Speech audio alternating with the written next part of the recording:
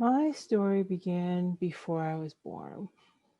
My biological parents put me up for adoption because in 1966, when I was conceived, interracial marriage was illegal. And my biological mother is white, my biological father is black. And actually, in 1970, they did get married, and I have two biological sisters. So, institutional racism has been a part of my entire life. Now, my parents raised my brothers and me to have an understanding of who we were, meaning that we were Black. And so they had picture books and art and African artifacts and things in our home that reminded us of our ancestry and of our culture. They also raised us to understand that we lived in a white world and that we had to do certain things differently than white people did. Now, we were around white people a lot, both my parents in their work and me at school. I was always in situations where I was maybe one or two Black people, except for at our church, where I really had an understanding of what the beloved community looked like. That whole concept of having these dually existing identities, I didn't really know what to call that when I was growing up. Now we call it code switching. I call it walking the line. Basically, I have to, in every situation I'm in, decide, who am I in this situation? Am I being a Black woman in the sense that my Blackness is making a difference to the people around me? Or am I just being myself?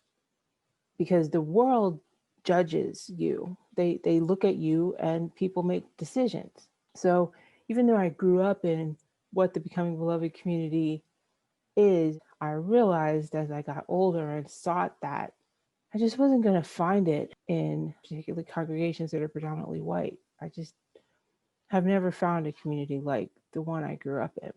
So when I was invited into the Becoming Beloved community work, I said no at first. I mean, I was really resistant and reluctant. Going through daily life in a world that we live in right now, particularly since 2016, where the white supremacy is just out, it's just public, and people are just going to do crazy things and say crazy things and just act like God didn't create all of us.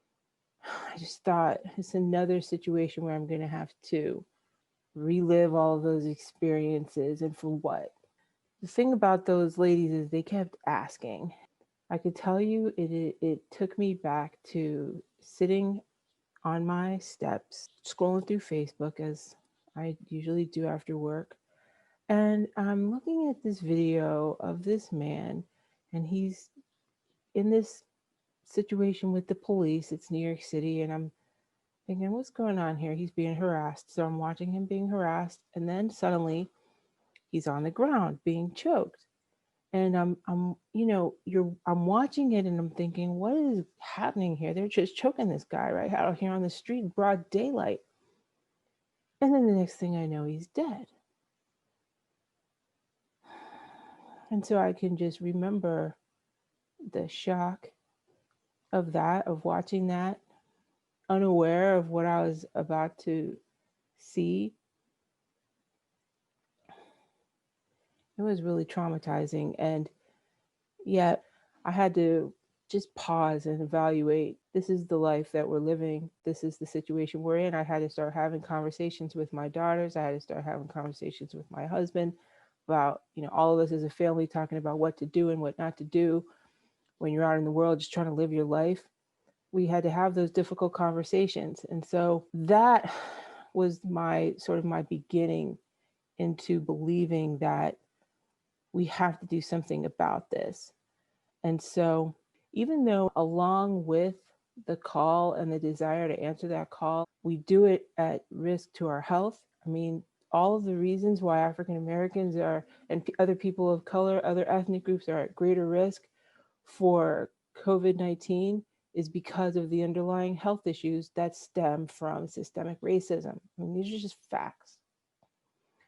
So, here in Cincinnati, in my personal experience, Cincinnati is one of the most racist cities I've ever lived in, and I've lived other places. So, if we as Christians truly believe that God created all of us in God's image, then God sees us as equals. And I would love to live in a world and at least work toward creating a world where we see each other that way, the way God sees us. So I encourage you to join this work however you feel called. I encourage you to pray and listen to the Spirit, how the Spirit is inviting you into community. We've built a really beautiful community here in Southern Ohio, and I hope that you will join us in this piece of that work, which is our story sharing project. We need people who are story sharers. We need people who are hosts to have people in conversation. We need people who have the skills to capture all of these stories. So there's a lot of ways to get involved. So we want you to visit our website to get more information about that. The good news about storytelling and story sharing is that we have a common story that we share. We all have our own stories and we all want to tell them. We hope you share yours.